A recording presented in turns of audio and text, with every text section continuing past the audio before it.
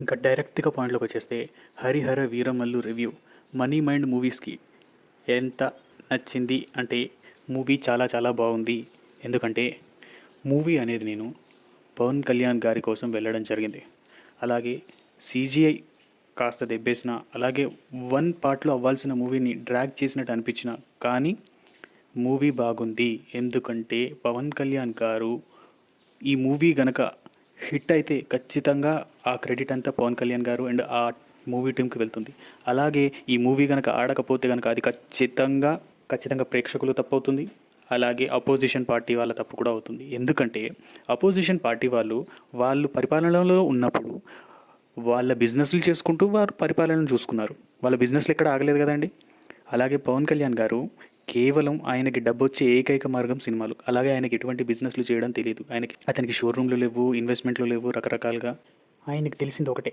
సినిమాల్లో ఒళ్ళు హూనమయ్యేలా పనిచేయడం, అలాగే సినిమాలు తీయడం, ఆ సినిమాల నుంచి వచ్చిన డబ్బుని కుటుంబానికి ఖర్చు పెట్టడం, అలాగే తనకి నచ్చిన వారికి ఆపద ఉన్నది అని తెలిసిన వారికి, అలాగే కష్టాల్లో ఉన్నారు అని తెలిసిన వారికి ఖర్చు పెట్టడం.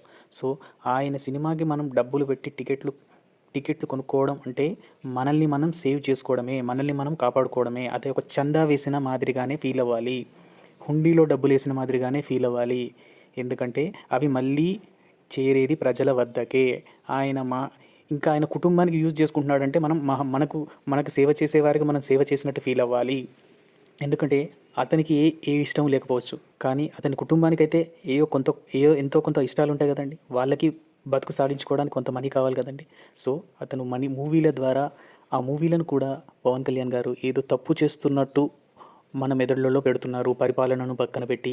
అది మనం మన మెదడులోంచి తీసేయాలి. అతను సగం డేనే పరిపాలన చేసుకుంటూ, సగం డే గనక హాఫ్ డే పరిపాలన చేసుకుంటూ, హాఫ్ డే మూవీలు చేసినా మనకు ఎటువంటి ప్రాబ్లము లేదు. కానీ ఆయన ఎప్పుడైతే మూవీలకి గంట, 2 గంటలు మాత్రమే సమయాన్ని కేటాయించడం జరుగుతుందో, అప్పుడు ఖచ్చితంగా అతను పడే కష్టం మనకి స్క్రీన్ మీద కనబడుతుంది.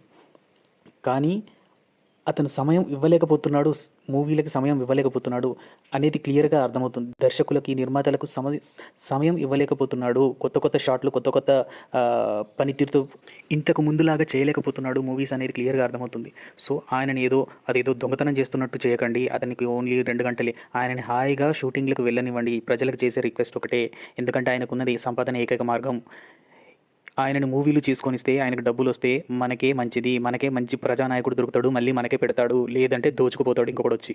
సంవత్సరం నుంచి ఆయన పడుతున్న కష్టం చూస్తూ కూడా ఆయన సినిమా చేయగలిగాడు అనంటే ఆయన నిజంగానే కారణజన్ముడు. Cinema block buster. నాకైతే నచ్చింది.